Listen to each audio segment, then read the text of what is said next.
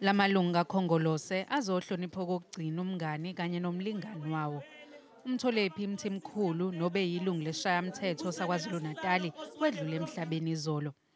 Waba ingxenye kahulumeni wakulesi sifundazwe eminyakeni eyi-15 eyedlule kanti useke wasebenza njengephini likasomlomo kanye nongqongqoshe wezolimo esifundazweni.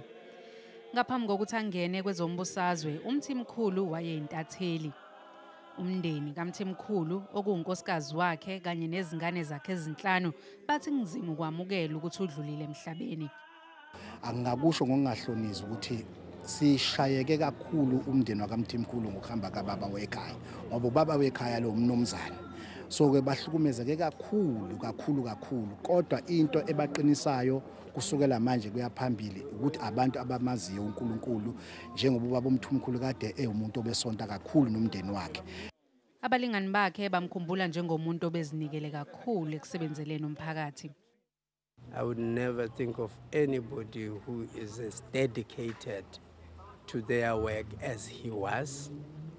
A person who would be meticulous with his work in anything, any area of work given to him.